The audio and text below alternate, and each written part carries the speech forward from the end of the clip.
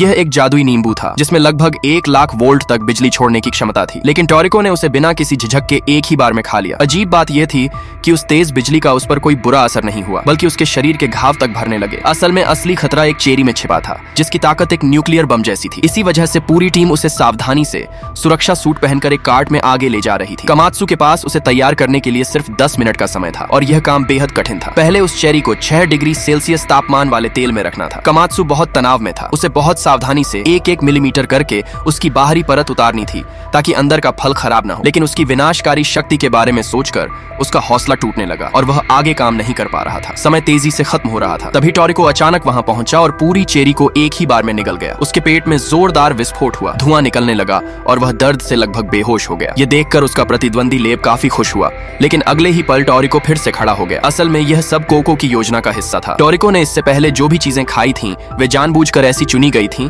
जिससे विस्फोट का असर कम हो सके। टोरिको के गवर्नमेंट सेल्स ने समय रहते उसके शरीर को ठीक करना शुरू कर दिया और उसने उस चेरी बम को झेल लिया। इसके बाद दोनों टीमों के बीच सामग्री का आदान प्रदान हुआ। कोको को लेब का 200 पॉइंट वाला बिजली नींबू मिला और बदले में उसने अपना पांडा उसे दे दिया। सभी हैरान थे क्योंकि अगर लेब इसे स्वीकार कर लेता तो टोरिको की टीम हार जाती, लेकिन लेब ने चाल समझ ली और उसने कार्ड लेने से इनकार कर दिया। अब टेबल पर कुछ ही कम कीमत वाली चीजें बची थीं, बस एक बेहद खतरनाक अल्ट्रा इलेक्ट्रिक पॉइजनस केला बाकी था। लेब ने बिना देर किए उसे उठा लिया। उसकी बिजली की क्षमता उस नींबू से 100 गुना ज्यादा थी जिसे टोरिको ने पहले खाया था। एक सामान्य इंसान के लिए उसका एक कार्ड भी जानलेवा था, लेकिन लेब ने उसे आराम से खा लिया और एक 180 पॉइंट हासिल कर लिए। अब वह टोरिको से 130 पॉइंट आगे था। बचे हुए सामान का कुल मूल्य सिर्फ 80 पॉइंट था, इसलिए टोरिको चाहकर भी उसे पार नहीं कर सकता था। लेब को लगने लगा कि उसकी जीत तय है, लेकिन कोको ने हार नहीं मानी। टोरिको ने 3 और चीजें खा ली, फिर भी अंतर 60 पॉइंट का रह गया। अब सिर्फ एक जहरीला आलू बचा था जिसकी विषाक्तता पफर फिश से भी कई गुना ज्यादा थी। लेब के सामने 2 ही रास्ते थे, या तो हार मान ले या उसे खाकर अपनी जान जोखिम में डाल दे। वह समझ चुका था कि पहले खाई गई चीजें